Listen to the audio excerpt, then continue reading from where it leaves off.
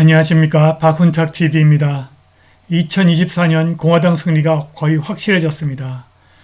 조지 소로스가 자금을 지원하는 민주당의 에릭 유권자 등록 시스템을 포기하는 주가 증가하고 있습니다. 결정적으로 바이든과 중국공산당의 거래 11개가 추가로 확인되었습니다. 공화당이 1860년에 와이드 어웨이크 운동을 재건하여 트럼프를 지켜야 합니다. 방송 전에 한 말씀 드리겠습니다. 여러분들 잘 아시다시피 제가 해임 취소 행정소송 진행하고 있습니다. 광주와 제기한 터무니없는 손해배상 청구 소송도 준비하고 있습니다. 제가 매우 어렵습니다. 여기 후원 계좌 있습니다. 자율구독료 좀 부탁드리겠습니다. 트럼프는 우크라이나전에서 패배하고 있습니다. 지금 바흐무트가 완전히 포위되고 있습니다. 여기가 바흐무트입니다. 바흐무트는 완전히 포위되었습니다. 조지 소로스가 자금을 지원하는 에릭 유권자 등록 시스템은 유령 유권자를 유지하고 유권자 명부를 부풀려서 선거에서 민주당에게 소위 총알을 제공하는 것으로 유명합니다. 유권자가 400만 명도 안 되는 위스콘신의 에릭 시스템에 무려 700만 명 이상의 유권자가 등록되어 있습니다. 에릭 시스템이 미국 역사상 그 어느 때보다 유령 유권자로 더 많은 주에서 유권자 명부를 부풀려 놓은 사실에도 불구하고 아직도 많은 주에서 이 에릭 시스템을 사용하고 있습니다. 그런데 다행히 민주당의 에릭 유권자 등록 시스템을 포기하는 주가 증가하고 있습니다. 플로리다, 웨스트 버지니아, 미주리, 루이지애나 및 알라바마에 이어 오하이오와 아이오와가 에릭 시스템과 계약을 철회했고 더 많은 주가 여기에 동참할 것으로 보입니다. 바이든과 중국 공산당의 거래가 11개 더 확인되었습니다. And we begin this Sunday morning with two very different applications of the law.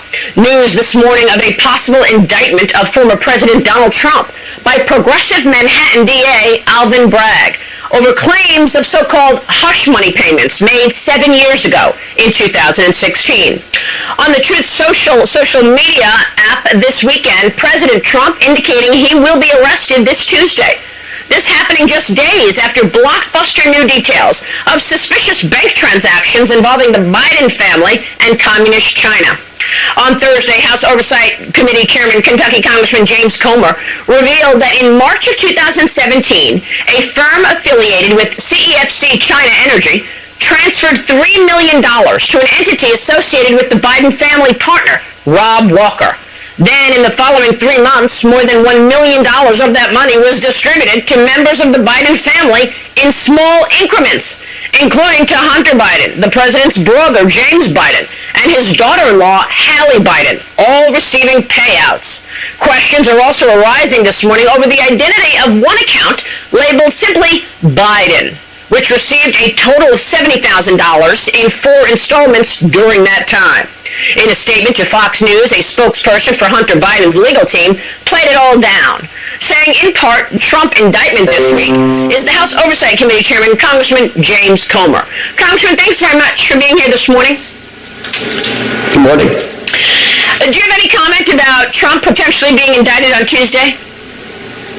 Well, it's very odd that this would come out just the very next day after I revealed bank records, which showed that the Biden family, the president in particular, hasn't been truthful with respect to his family receiving payments directly from the Chinese Communist Party. So it almost looks like it's an effort to detract, but at the very least, it's another example of two-tier system of justice. Look, we've been looking into these classified documents. We saw the FBI raided Mar-a-Lago for one set of supposedly mishandled classified documents, but yet Joe Biden's had at least 5 different locations of mishandled classified documents, and they give him days and days to go in and clean up with his attorneys. So this looks to me like it's another example of a two-tier system of justice at the DOJ. So, Congressman, let's go through some of those bank records. This is really the first batch of bank records you were able to get because they've been stonewalling you. Are there more?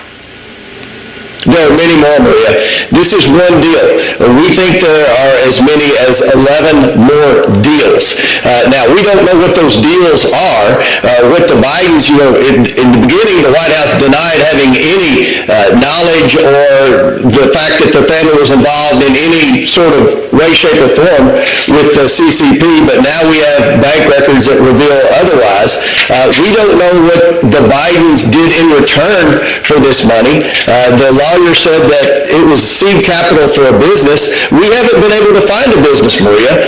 We're going to have an opportunity to ask people about that were closely aligned with the Biden family. We've talked to them privately. I'm not going to reveal what they say privately, but very soon they'll either be talking to everyone in the form of a deposition or even better in a committee hearing. But right now it looks like the Biden family just pocketed this money. This is one deal. We have 11 more to go, and I'm pretty confident we'll be getting more bank records in very soon. All right, so $1 million distributed to the Bidens on one deal, and you say there are 11 others. Let's talk about what possibly the CCP could have been paying for. Do you have any indication, whether it be from the laptop, from your investigation, that gives us any information about what specifically China was paying the Biden family for? Well, we know that when the president was vice president in the Obama administration, he made several trips to China. He brought his son and some of these associates with him. They met in different places with some of these people that the president claimed he never met with. So we know the president hasn't been truthful about his involvement when he was vice president. But from talking to former associates that were involved with Hunter Biden, what we know the Biden family had agreed to help China do was get their foot in the door in the American energy industry, not just purchase liquefied natural gas, but also purchase interest in drillers for natural gas, as well as try to do things like help China buy farmland. Remember, this is something that every American's outraged over. There's bipartisan support in Congress to try to block China from coming in and taking over various interests of our American economy. And now we learned that the Biden family was directly involved with helping China navigate the federal bureaucracy and the sanctions involved with the U.S. government. So this is very concerning, and this is why we're going to continue this investigation of Joe Biden. And remember, it's an investigation of Joe Biden. FBI의 내부 고발자 스티브 프렌드는 FBI 하위 직원과 고위층 사이에 견해 차이가 커지고 있고 최고위층이 정치적 의제를 밀어붙인다고 말합니다. 민주당이 대통령과 행정부의 무기화된 조직 FBI를 이용해서 무모한 행동을 할 가능성이 증가하고 있습니다. 하원 감독위원회의 바이든 조사가 진행될수록 2024년 대선에서 민주당이 승리할 가능성이 줄어들 수밖에 없기 때문입니다. 뉴욕 경찰이 트럼프 체포를 위해서 폭동진압 경찰병력 700명을 동원하고 있습니다. 체포 과정에서 트럼프가 테러를 당할 가능성을 배제할 수 없습니다. 그러나 그런 사태는 없을 것 같습니다. 경찰병력 700명으로는 이 엄청난 군중을 막을 수 없습니다.